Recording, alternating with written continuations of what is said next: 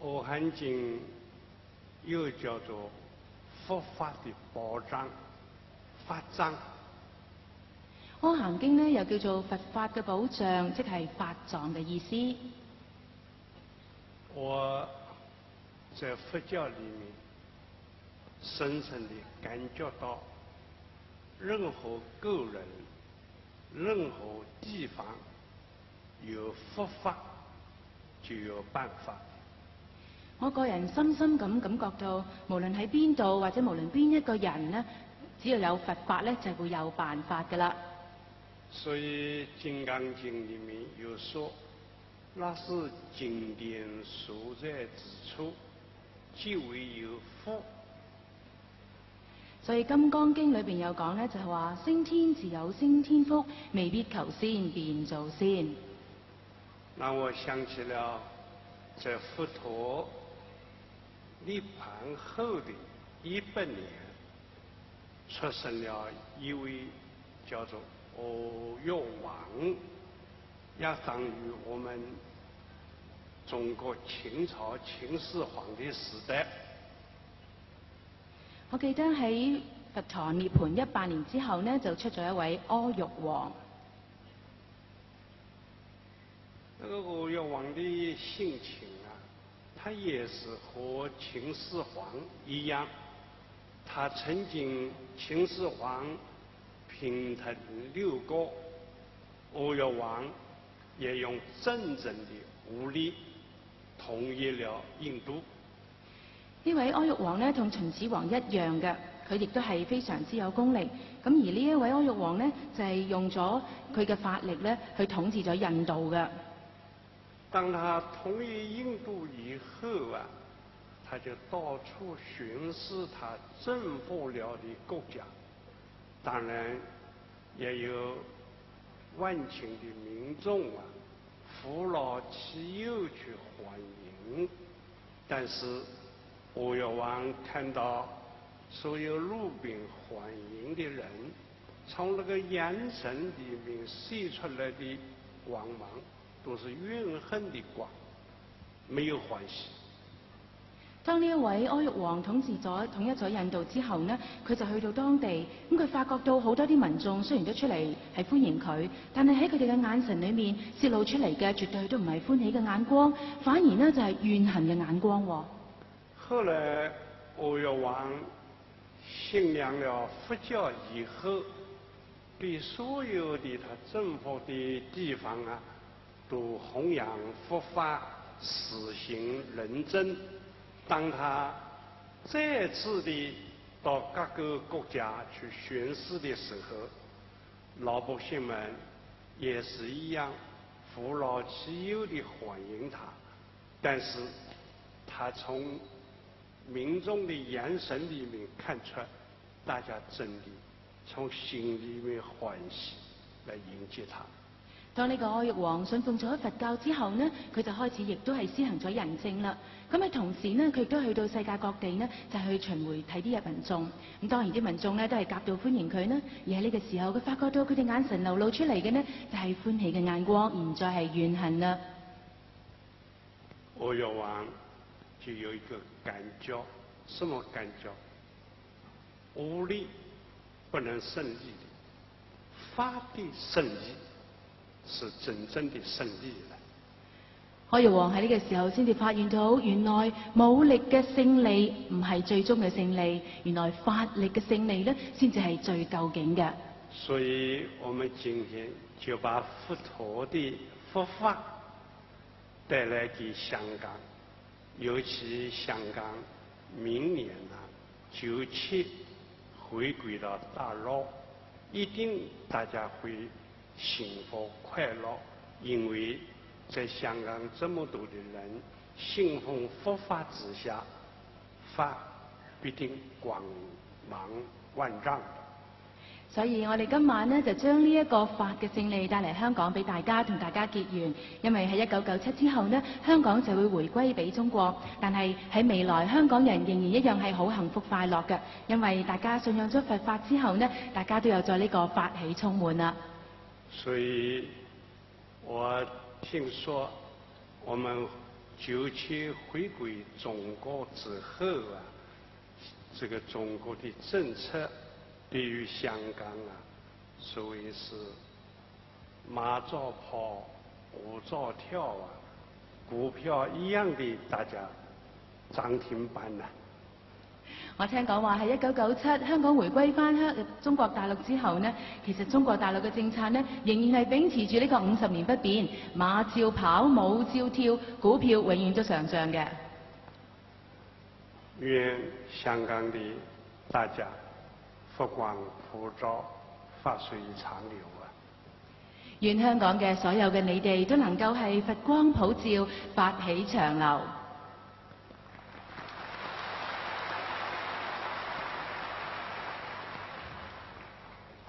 這一個阿含經就是法藏的法的保障。呢個阿含經呢，就係佛法嘅保障，亦即係法藏嘅意思啦。因為佛陀講了12年啦，這個阿含有4種，這個一卷一卷的很多。我今天在這裡，以後的幾天呢，只能在阿含經裡面選擇有限的、有與人間佛教有關係的，來跟各位結緣啦。因為呢一個阿含經呢，係佛陀最初開示之後嘅佛法都記喺度嘅，所以裏面有非常之多，幾乎呢係有幾千篇咁多。咁喺呢幾晚呢，嚟緊嘅呢幾晚，我都會同大家喺度一齊分享呢個阿含經嘅教義。咁我都係揀一啲有限度嘅嚟同大家一齊分享，而且呢，仲係最主要同人間佛教有關添。我在這個阿含經啊，選擇的這個都是很短篇的。現在我每講一本經啊，我都請我們廖玉嬌小姐啊，把它念誦一次給大家聽了以後，我再來講解。咁喺呢度呢，我都揀一啲比較短同埋對大家有興趣嘅阿含經一啲部分嚟同大家分享。咁喺每我講一次翻譯之前呢，我都會請廖小姐首先將呢啲經典呢用廣東話讀一次，等大家聽一次先。現在就請廖小姐把我這個阿含經的第一的6部的這個6部的保障先來念一念。而家首先我請廖小姐將第一篇樂報之寶藏念一念先。一、樂報之寶藏，如是我聞，一時佛住舍衛國祇樹給孤獨園。時有天子容色絕妙，於後夜時來詣佛所，稽首佛足，退坐一面，其身光明，遍照祇樹給孤獨園。時比丘子說偈問佛：何物火不燒？何風不能吹？火災壞大地，何物不流散？惡王及盜賊，強劫人財物。何男子女人不為其所奪？云何珍寶藏，終竟不忘失？爾時世尊說偈答言：福所不燒，福風不能吹；水災壞大地，福水不流散；惡王及盜賊，強奪人財寶。若男子女人，福不被劫奪，樂報之寶藏，終竟不忘失。時被天子復說偈言：久見婆羅門，逮得波羅盤，一切報已過，永超世恩愛。於是天子聞佛所說，歡喜隨喜，寂沒不現。於是天子聞佛所說，歡喜隨喜，寂寞不現。關於這一段經文呢，我們稍微有對中國的文字文學有一定修養，就知道這個完全是講的人間大家所喜歡、所追求的，就是談論的我們要的福報的問題啦。我要講嘅呢一個經文呢，其實對於稍為對中國嘅文化些少認識或者修養人呢，都可以了解得到㗎啦。所講嘅裡面嘅嘢呢，都係人間所追求嘅一啲好快樂、好歡喜嘅嘢。其實簡單講句呢，就係福報啦。大家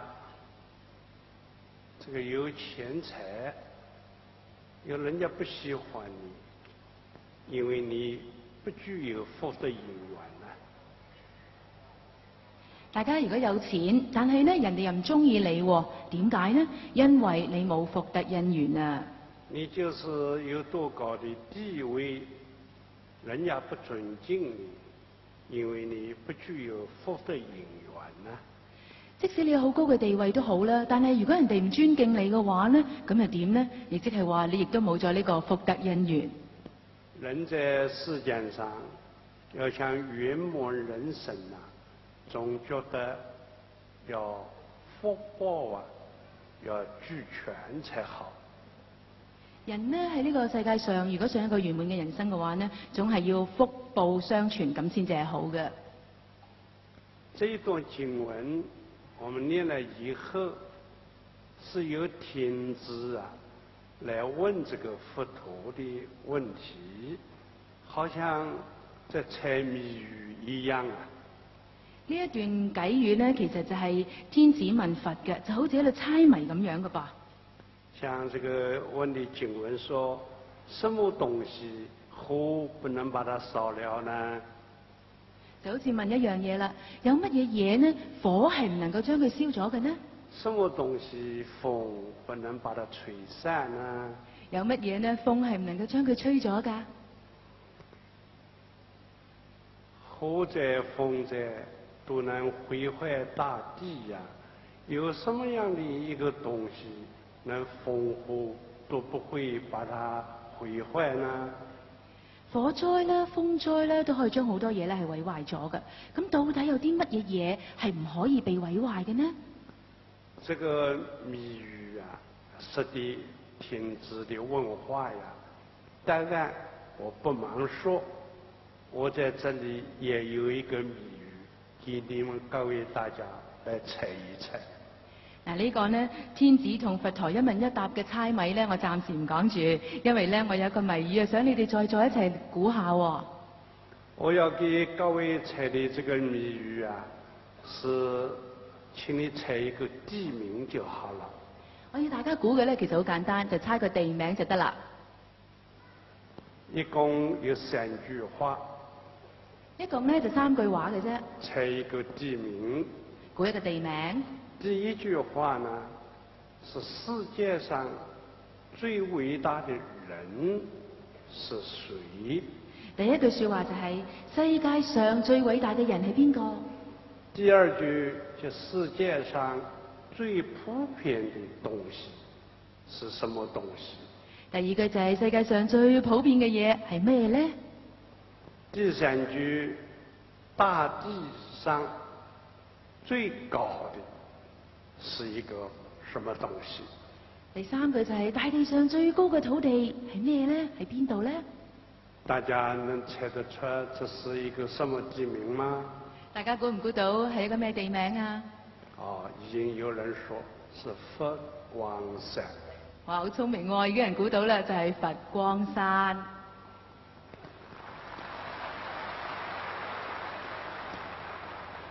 世界上最偉大的人物是佛，世界上最普遍的就是光，是地球上最高的當然就是高山啦。其實就好簡單啫，世界上最偉大嘅人就梗係佛啦，而世界上最光嘅、最無邊嘅就係光啦，而地球上最高嘅土地呢，就梗係山啦，所以加埋咪就係佛光山咯。現在來自於這個佛光這許多走到這裡的法師，都是來自於佛光山叢林學院的同學。大家眼見坐喺我哋台上邊所有呢啲嘅法師呢，都係來自佛光山叢林學院嘅同學嚟㗎。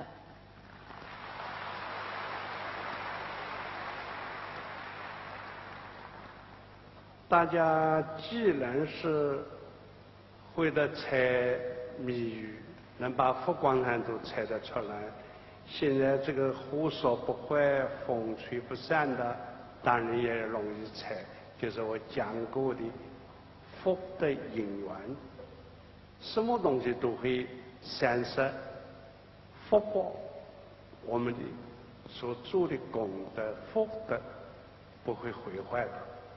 既然大家咁聰明，估到我嘅謎語就係佛光山，咁當然都可以估到呢個世界上有乜嘢嘢呢係俾火燒唔到，有咩俾風吹唔到嘅？唯一一樣嘢呢，就係我哋嘅福德因緣啦。在過去有一位國王對他的王后說：“他說你看，金衣玉食啊，披荊這掛銀的。”一切都是我這個國王給你的好處啊！喺過去呢，有一個國王就同佢皇帝話：唔係，對唔住，係一個皇帝同佢老婆話：佢話你睇下，你能夠今日有呢個錦衣玉食，亦都能夠穿金戴銀呢，其實係我俾你㗎。這個皇后就說了，她說：“這個與你應該沒有關係，這個是我自己所擁有的福德啊！”但係呢個皇后就話：誒，同你冇關嘅喎，呢啲嘢其實係我自己嘅福德因緣得嚟㗎。一個皇后用這樣的話呀，來冒犯國王啊，國王很不歡喜。他說：“好，你把你手上的這個珍珠戒指給我。”他就把它丟到水裏去。他說：“你有福報，看你怎麼樣再有珍珠的戒指。”咁呢一個皇帝聽咗之後呢，就非常唔高興，因為佢認為呢皇后就冒犯咗佢啦，所以佢就好啊，咁你將你嗰啲珍珠啊、呢啲戒指攞晒嚟俾我，等我抌晒佢落大海，睇下係咪真係你自己嘅福報先。但是不久後啊，廚房裡面做菜的時候，在一條魚的肚子裡面，哎，那個鑽石的戒指啊，是給魚帶回來了。但係冇幾耐之後呢，居然呢喺啲餸菜裏面呢，佢哋發現咗一樣嘢喎。原來廚房喺度做餸嘅時候，喺個魚肚嗰度呢，居然發現咗皇后嘅戒指同埋珍珠添。皇后又把這個戒指戴在手上，這國王啊，才覺得啊，真的，皇帝是假的呀，福報是真的呀。咁皇后於是乎又將呢隻戒指戴翻喺手。喺呢個時候，皇帝就深深發覺到啊，呢個真係佢自己嘅福報啊！原來皇帝呢係假嘅，未必一定真嘅生存，但係福分呢就係真嘅存在㗎。所以我們在世間上擁有多少的福德，就等於在銀行裡面擁有多少的存款一樣。所以我哋喺世間上擁有幾多福報呢？其實就等於我哋喺銀行裏面擁有幾多存款係一樣㗎。你不謝佛、不借佛，沒有常常到銀行裡存款，一直支出，銀行裡款子用完了，就沒有福德，就等於會貧窮了。你一直去信佛拜佛，就等於好似你去銀行度儲錢咁。但如果你去銀行度不斷咁攞錢出嚟呢，耐咗之後呢，你就冇晒存款，就等於你嘅福報消失咗一樣喎。我覺得在世間上，有的人做事業好順利啊，哎，你說他沒有學問，沒有本領，哎，他很順利，很有財富，是因為他福德的關係啊。有啲人喺呢個世間上呢，做事其實都好順利嘅，但係佢一直都一啲錢都好似唔夠咁。呢個其實呢，唔係因為佢唔努力，係因為佢個福德因緣唔具足啊。有的人到處啊，這個坎坷、挫折、不順利，他很有才華，越恨也沒有用啊，自己的福德因緣不具備啊。所以呢個世界上其實有冇懷才不遇呢件事呢？好多人非常之有才華，但點解佢都唔成功呢？我哋唔應該怨天尤人，係因為我哋自己嘅福德因緣唔夠嘅關係。我當然努力很重要，種種的努力是一個緣，你本身的福德的因緣具備呀，一切事業才能容易順利完成。努力雖然係好重要，但係如果你缺少咗個緣字嘅話呢，咁好多嘢呢都可能係唔夠噶啦。所以福德因緣呢係非常之重要噶。40多年前，我那個時候很年輕，但是也在一個佛學院教書，有一個很年輕的小孩啊，在那裡掃地，他一直感覺到不甘願，很辛苦。他在掃地，看到我的時候就問了，他說：“法師，那為什麼我這麼樣辛苦？你每天都吃好的，住的房間也很大，為什麼你比我好呢？”喺40幾年前，我喺間叢林學院度教書嘅時候呢，就撞到個細路。咁呢個細路呢，就喺庭院度掃地。咁佢見到我嘅時候，佢就問我啦。佢話：法師，點解我日日喺度掃地掃得咁辛苦？我覺得我自己好慘啊！但點解你好似冇乜辛苦，你又可以食得咁好？點解呢？一個小孩子的文化，常常給大人有時候不知道怎麼樣子回答他才好。有時候呢啲細路仔嘅問題呢，真係往往令到啲大人唔知點樣回答佢先至好嘅。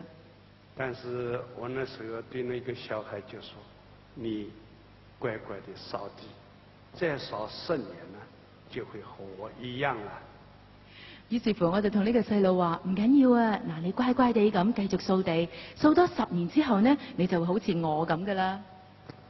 所以我們在世間上，除了求智慧以外呀，像這個為人服務啦、奉獻啦，為這個大眾的福利呀，去設香啦，甚至煮飯、掃地，都是求福啊。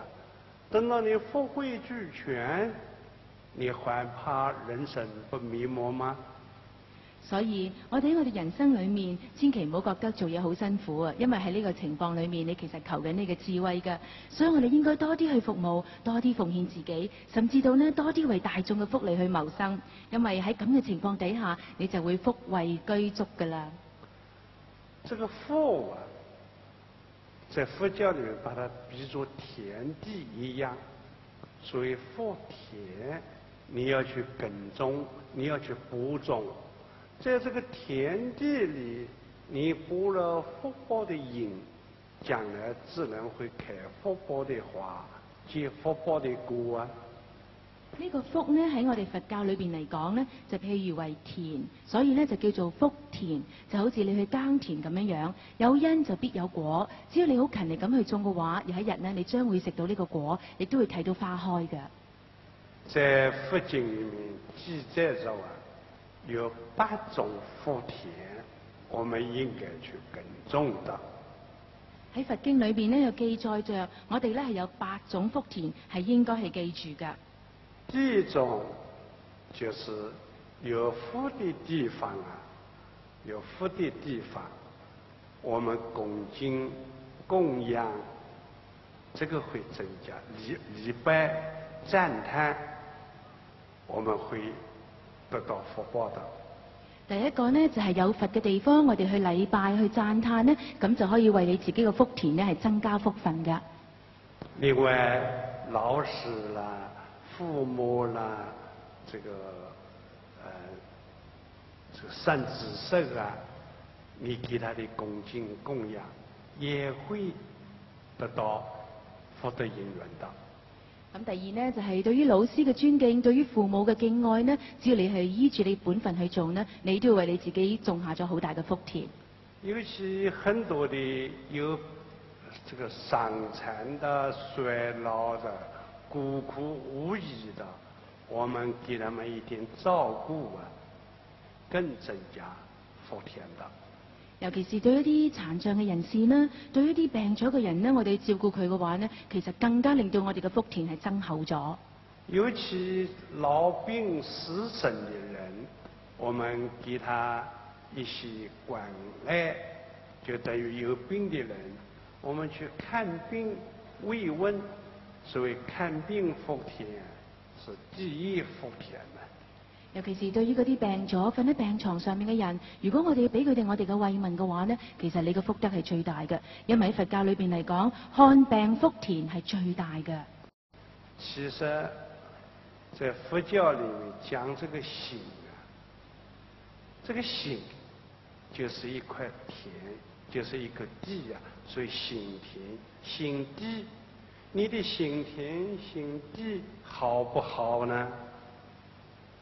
喺我哋佛教裏邊嚟講呢，我哋咧就會譬如心係用田嚟講嘅，因為我哋都係講話心田心田，我哋就用咁樣嚟比喻，或者係心地，咁我哋就會問你，你心地好唔好啊？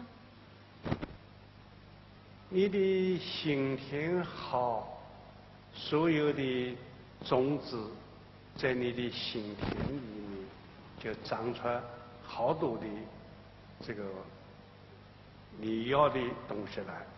如果你心地好嘅話呢，咁咧喺你嘅心裏邊種低咗呢啲種子，咁就會長出咗非常之好嘅嘢出嚟噶啦。你心地呀，就好像自己的寶藏一樣，你不斷地開採呀，從這個寶藏裏面也開採出你所要的東西來。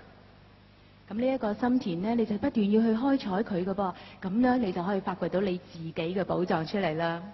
所以真正的這個福報啊，不一定是這個天上天人給我們的，真正的福報還是要自己去創造的呀。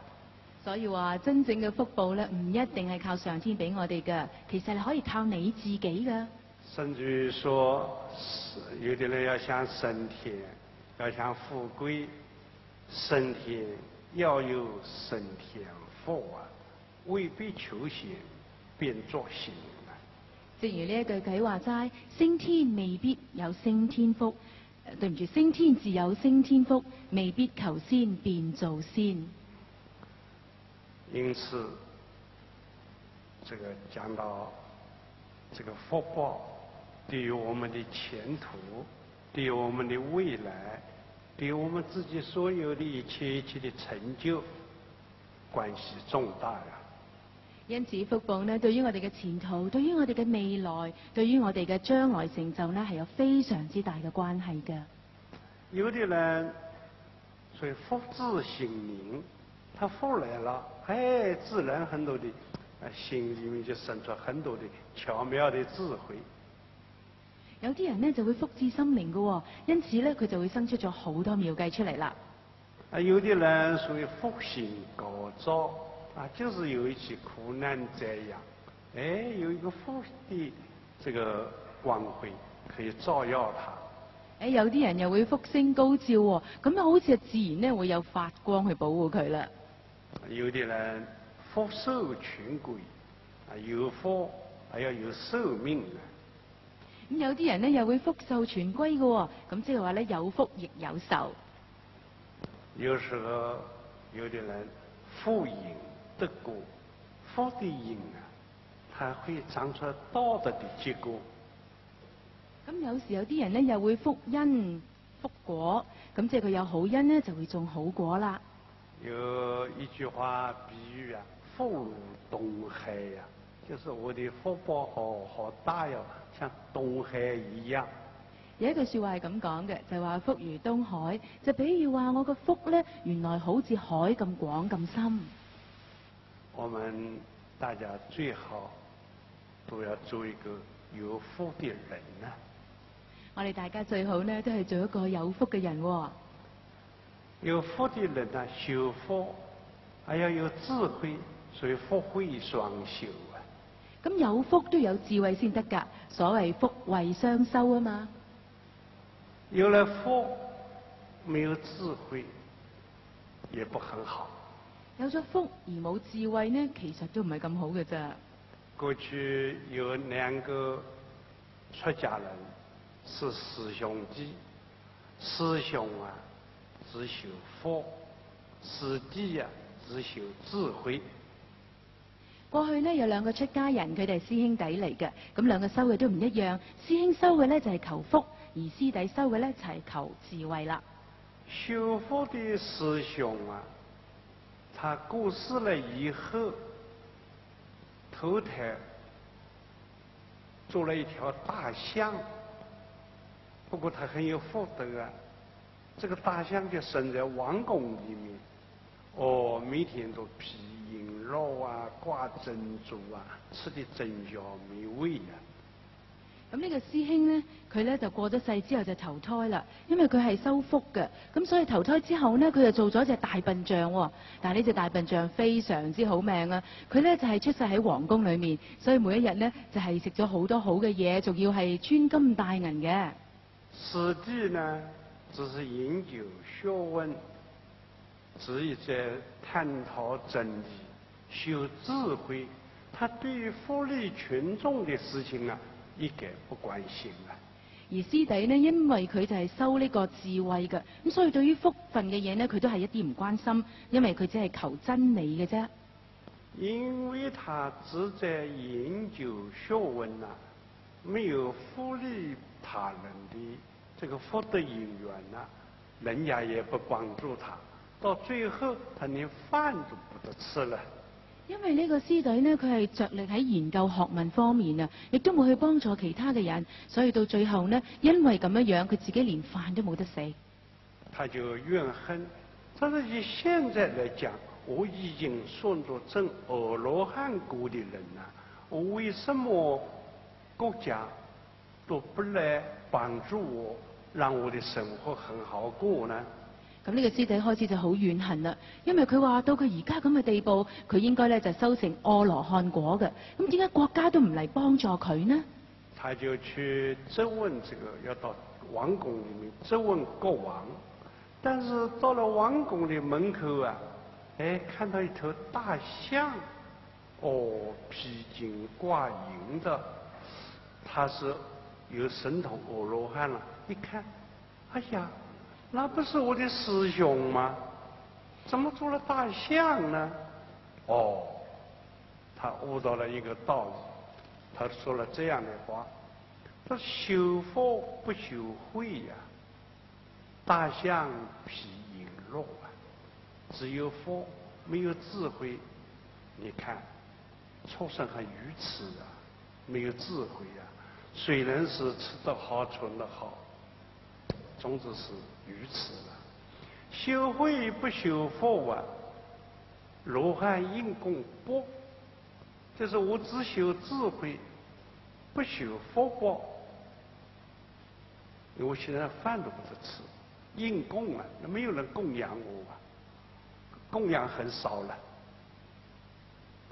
咁呢一位師弟呢，佢自己就好心心不忿啦。於是乎，佢就走去皇宮嗰度就責問呢個國王。當佢去到皇宮嘅時候，喺門口呢，佢就撞到呢隻大笨象喎。咁因為佢係修呢一個阿羅漢果嘅，所以佢就有神通啦。佢一睇就睇到呢隻大笨象，原來前世係佢師兄嚟嘅。喺呢個時候呢，佢就覺悟到，原來修福不修慧，大象就披瓔珞；如果係修慧不修福呢，羅漢因果報。你們注意看，這許多出家人的這個袈裟，為什麼一塊一塊的？你看我這個袈裟也是一塊一塊的，這叫什麼？福田衣。這個衣服，這一塊一塊，就像田地一樣，一塊一塊。意思就是說，我們出家人願意為社會效勞啊，希望給大家當一個福田來耕種啊。大家留意下我哋啲出家人佢哋嘅袈裟，嗱，你睇下我呢件袈裟係咪有一塊一塊一格一格咁呢？呢啲呢就係我哋所謂嘅福田啦。因為我哋出家人願意為大家所去效勞，所以我哋希望好似一塊田咁幫大家耕種，係特幫大家呢係種下呢一個福報嘅。我有一些親戚在大陸，他告訴我，他说我们曾經在大陸給公家這個獎勵，說我們是5好之家呀。我有啲親戚咧就喺大陸嘅，就俾呢個政府咧就係獎勵我哋，俾公家機關咧就係鼓勵我哋嘅。我們也常常聽說五福臨門呢。我哋時時都聽到話五福臨門，希望大家住的家庭啊，都能是一個福地福家，所以福祿壽財喜啊，人人都能五福臨門啊。我希望大家嘅屋企，大家所有嘅人生都係能夠得到呢個福分，希望你哋就係福祿相傳、五福臨門嘅。如果是福地這一塊地上會這個長出很多的生產呐。如果你要福地，你不斷咁努力去耕種嘅話呢，係會長出成果出嚟嘅。如果我們是一個有福之家呀，必定是很祥和的。如果我哋係一個有福之家嘅話呢，咁屋企一定係非常之祥和嘅。如果我們再做一個福德之人，那必定一切很順利了。如果我哋再努力進修，成為一個福德之人嘅話呢，咁一定係一切都非常之順利啦。要有福報，平常講話呀，要講好話。如果你有福報嘅話呢，咁要點做呢？就係平時咧要時時講好說話喎。做事呢要做好事。做事咧就要做好事啦。舉行動念呢要存好心。舉心動念都要存好意先得喎。比方說，你給了你一個笑容，給了你一個歡喜，那就是你種了一個歡喜的種子。譬如話你俾人哋一個微笑，俾人一句好說話呢，咁即係話你種落咗個歡喜嘅種子啦。你說了一句佛法，那就是播撒了一個菩提的種子。如果你講咗一句佛法嘅說話呢，咁即係你種落咗個菩提因子啦。你存了一個慈悲的心，將來就會長出慈悲的結果。如果你存有一個慈悲嘅心呢，咁將來就會結翻一個慈悲嘅果㗎噃。有一句詩說啊，說這個梁武帝，為什麼梁武帝在中國做了40-50年的皇帝，哪來的那麼大的福報？有人就懷疑點解梁武帝做咗40幾年嘅皇帝，居然有咁大嘅福報呢？就是他曾經在過路的時候，看到路邊一個菩薩的像啊，在淋雨，他就把自己的兜裡隨便給他這麼一帶，就這麼一點舉動啊，他就增加了很大的福德因緣。咁原來係有個典故嘅。原來咧，梁武帝喺經過一個馬路嘅時候，見到路邊有一個佛像喺度淋雨，於是乎佢將佢自己件斗笠衣咧就披咗上去上邊，因為咁就種咗呢個福田啦。有一首詩說啊，三寶門中福好修啊，一聞是誰萬聞受啊，不信但看梁武帝啊，曾是一粒一個斗笠啊，觀山河啦。有一句偈咧係咁樣形容呢一件事嘅，就係話三寶門中福好修，一聞施捨萬民修，不信但看梁武帝，布施一粒管山河。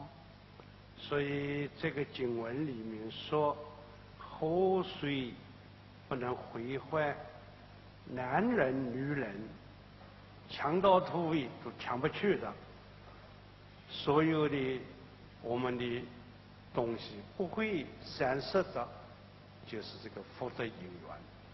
所以經裏邊講話，何男子女人不為其所奪，惡王及盜賊強劫人財物，就係我哋所講嘅呢啲事啦。佛陀回答這個天子的問話呢，這個句子大家可以看一看，就是在第2頁。咁呢個佛陀回答天子嘅說話呢，大家可以翻開去第2頁。誰者壞大地呀，福水不会流失的。水災壞大地，福水不能散。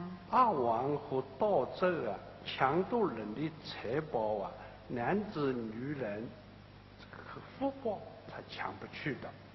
惡王及盜賊搶奪人財寶，男子同女人呢啲福呢都係唔會俾人奪去嘅。有形的財富給人家搶得去啊，無形的功德搶不去的呀。有形嘅財富呢係搶得走，但係無形嘅功德呢係搶唔去嘅。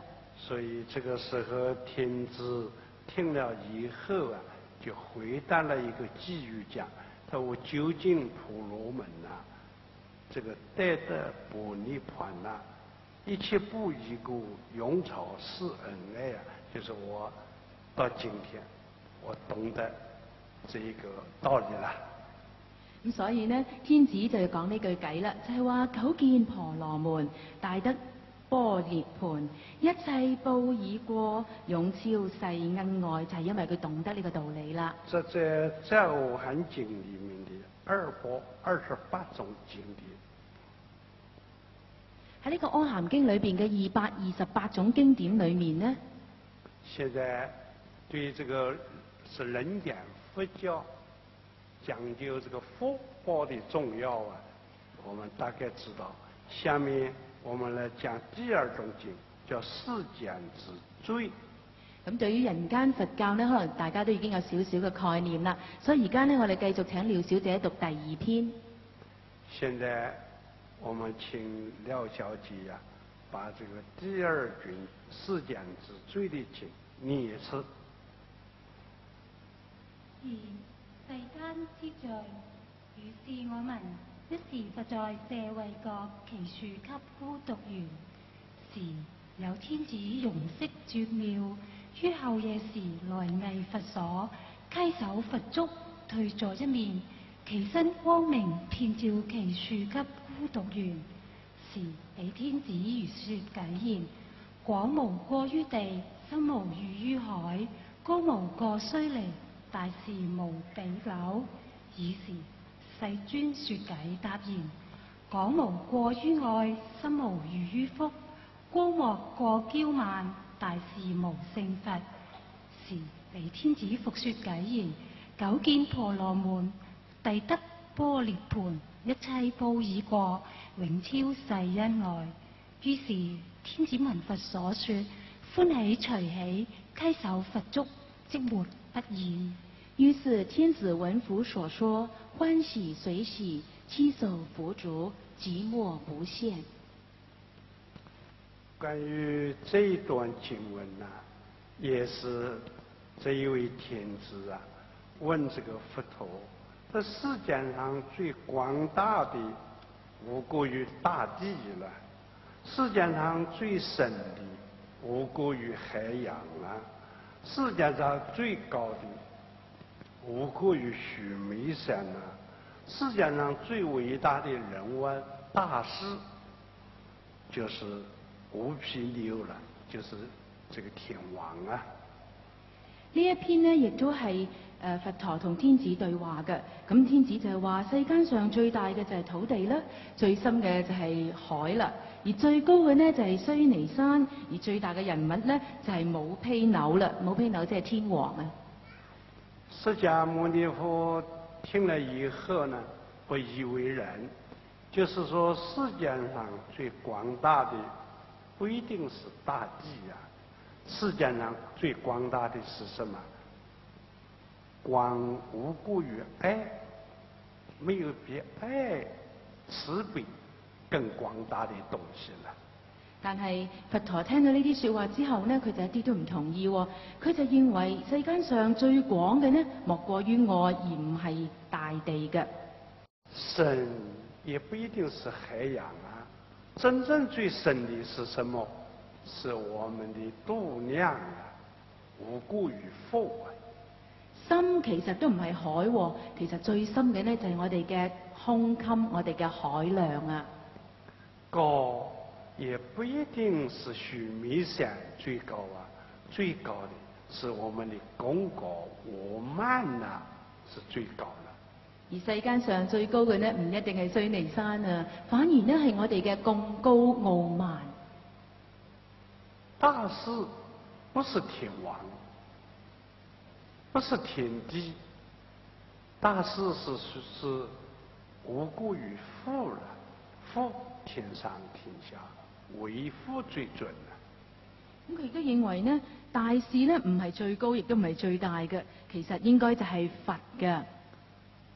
關於這個4個佛陀的回答啊，各位想一想，最廣大無邊的這個世界上是什麼？是確實愛慈悲最廣大無邊啊！其實各位可以諗一諗啊，呢個世界上係咪真係愛先至係最廣大無邊嘅呢？你如果對你的小兒小女常常愛的教育、讚美他、呵護他，他的發育會很健全。你試諗下，如果你對你自己屋企啲細路呢，時時照顧佢哋，咁佢哋咪發育得好健全呢？你的小兒小女，你常常罵他、怪他，他就養成自卑感、偏激的性格，將來做人不健全啊！你試諗下，如果你對你自己啲細路成日都打佢鬧佢，你諗下佢長大咗之後，又點會心智健全呢？對於花，你讚美好漂亮，好漂亮，它真的會開得很茂盛的。就好似花一樣啫嘛，如果你對住佢成日讚下佢，咁你發覺到啲花呢都會生長得特別漂亮燦爛㗎。你老是說啊，這個花好難看，好難看，它慢慢就萎縮枯萎了。如果你時時對住啲花話，哇，你真係難睇好肉酸啊！你睇下啲花一定會枯萎㗎。我們常常聽到人誹謗三寶，他自己不知道。我哋時時都聽到啲人呢喺度毀謗三寶，但係佢自己唔知道㗎噃。比方說，這個甚至出家人、信佛幾十年的居士，他自己誹謗了三寶，他不知道。甚至一啲出家人呢，或者一啲係居士呢，佢哋自己無形之中毀謗咗三寶，佢都唔知㗎。比方我問你們大家，你們看我前面的這一尊佛啊，莊嚴不莊嚴啊？譬如我問大家，我前面呢一尊佛莊嚴唔莊嚴啊？應該佛都是莊嚴的。咁啊，應該佛呢都係莊嚴先啱㗎。但是就有人說啊，這個佛不莊嚴，不好看啊，我不要拜他，這就你幫了佛啊。但係好多時候都有啲人話，哎呀，呢個佛體上都唔莊嚴嘅，我唔要佢啊。所以我們講話呀，要講愛語，愛語講慣了以後啊，所以口中無塵出妙香啊，面上無塵就沒有塵恨啦，就是供養啊。所以我哋時時咧都應該講啲愛語先係嘅，即係讚歎人哋嘅説話。所謂咧口中無親就會出妙語啦。我們愛當然有真有的愛，自私的愛，愛要把它淨化，要給它升華。最好我們的愛情啊，要用慈悲來升華它。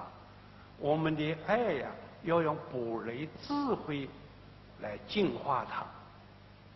好多時候呢，我哋都會發覺到啲人對愛呢係要有佔有，要有自私咁去愛嘅。其實我哋應該將愛呢係淨化、升華咗佢，用般若智慧呢係去睇呢個愛嘅。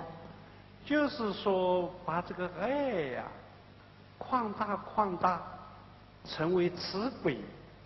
慈悲也有很多種類呀。即係話，我哋應該將呢個愛呢係升華咗之後，仲要擴大，然之後呢等佢成為咗慈悲之愛。但慈悲之愛都分好多種㗎噃。比方說，我們慈悲的時候，有的是消極的慈悲，有的是積極的慈悲呀。好似我哋成日話慈悲啦，咁但係慈悲都分兩種嘅，就係積極嘅慈悲同埋消極嘅慈悲。所謂消極的慈悲，救苦救難呐。所謂積極的慈悲，你就廣結善緣啦。所以消極嘅慈悲呢，就係救苦救難，而積極嘅慈悲呢，就係廣結善緣啦。說到這個慈悲啊，它也有熱鬧的慈悲，也有寂寞的慈悲啊。講到慈悲，佢亦都有係熱鬧嘅慈悲，或者係寂寞嘅慈悲喎。所謂熱鬧的慈悲，就是哪裡有災難了，我們去捐獻了，幫助了，大家都這樣做嘛，我也表示啦。這個熱鬧的慈悲比較有人去做啊，但是你要知道，這個有窮鄉僻壤的孤苦無依的人啊，沒有人關懷，那個寂寞的慈悲更重要啊。熱鬧嘅慈悲就好似譬如話喺有災難嘅時候呢，好多人就好啊，我哋去捐錢啊，我哋做善事啦咁於是佢就俾呢啲人有救啦。但係你有冇諗過喺窮鄉僻壤嗰度，如果你冇伸出你嘅同情之手嘅話，呢種寂寞嘅慈悲先至係最可憐嘅。這個慈悲啊，有間接的慈悲，有直接的慈悲。所謂直接的慈悲啊，是我直接對你幫助；有的是個間接慈悲，你不認識我，你不知道，不過我做了一些好事啊，為你做了很多未來的因緣啊，雖然是很間接，那一種慈悲也是很重要。咁我哋另外慈悲呢，仲有分間接同埋直接嘅。所謂間接嘅咧，就係話你幫助人哋，但係你唔係做得好直接、好出面，但你都種落咗因緣，呢種間接嘅慈悲亦都好重要㗎。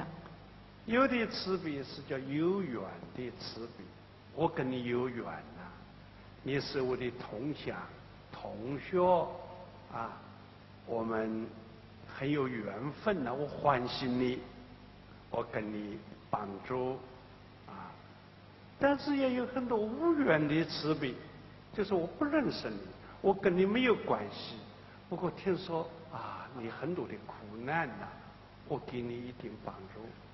有緣的慈悲重要，無緣的慈悲更重要啊。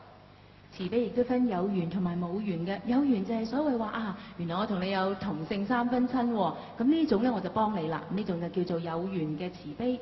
但係冇緣嘅慈悲呢，就係你同呢個人根本冇關係唔識嘅，但你都去幫佢，咁呢啲就叫做冇緣嘅慈悲。有緣同埋冇緣嘅慈悲都係好重要㗎。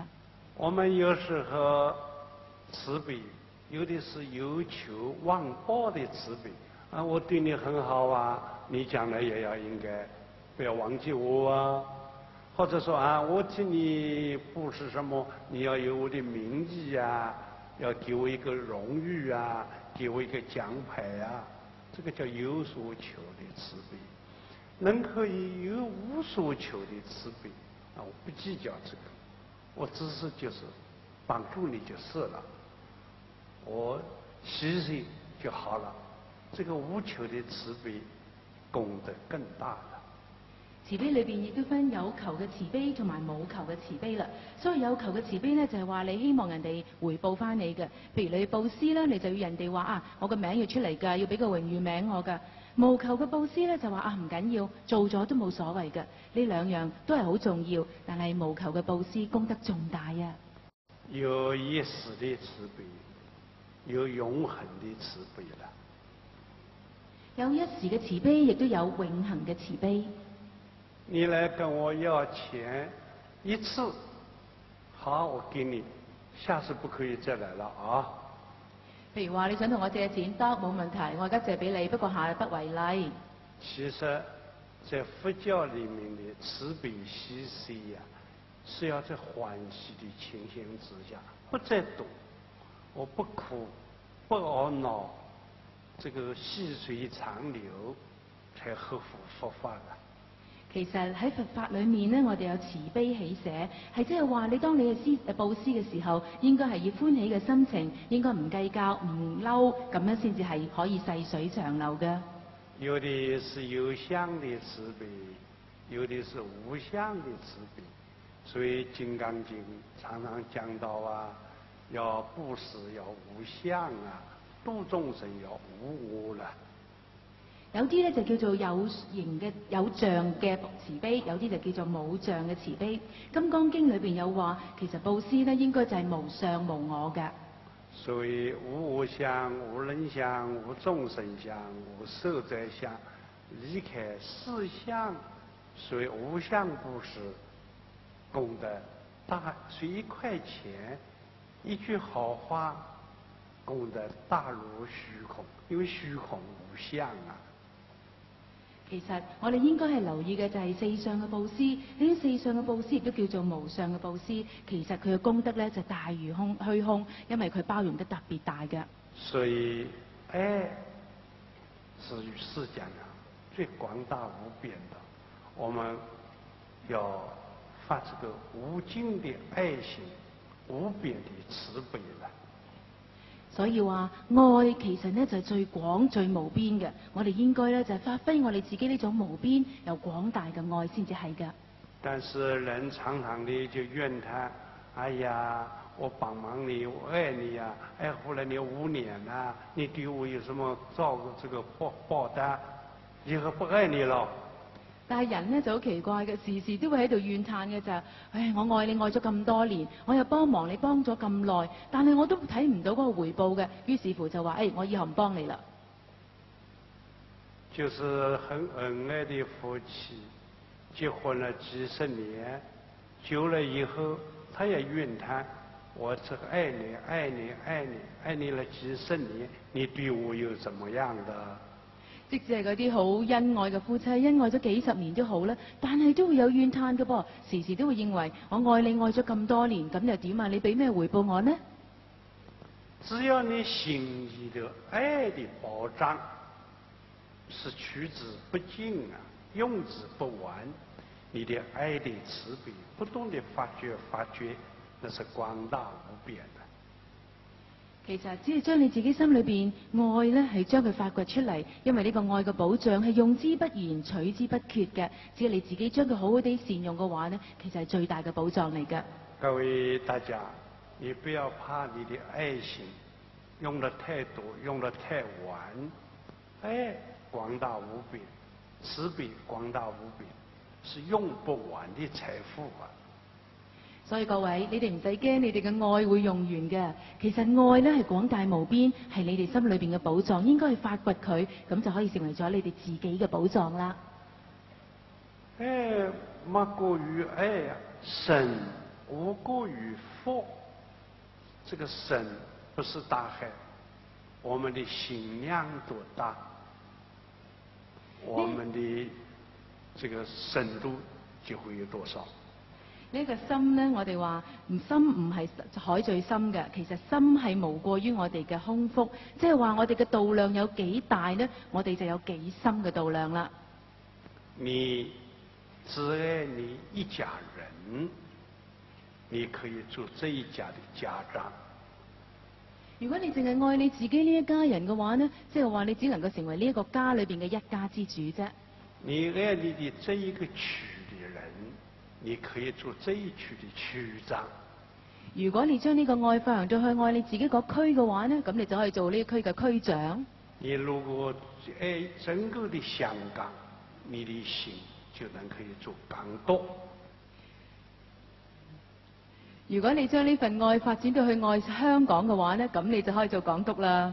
你的心愛一個中國啊，你就做一個偉大的中國人。如果你嘅心去愛中國嘅話，你就可以成為一個偉大嘅中國人啦。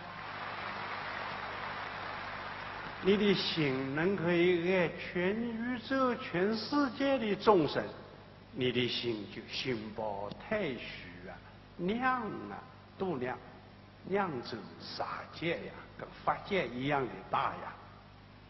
如果你嘅心係大到可以去愛全個宇宙、全個眾生嘅話呢，咁你真係心包太虛，量如發亮啦。那個中國有一句說話說，宰相肚子裡能撐船啊，表示你要做宰相啊，心要度量要大一點嘛。我哋有句說話嘅，宰相肚裡可撐船。如果你嘅度量大到咁呢，咁你可想而知你幾深呢？你們各位大家是要允许这个度量只是用一杯水呢，一杯茶呢，还是一碗饭呢？凡事也能乘坐，也能包容天地呢？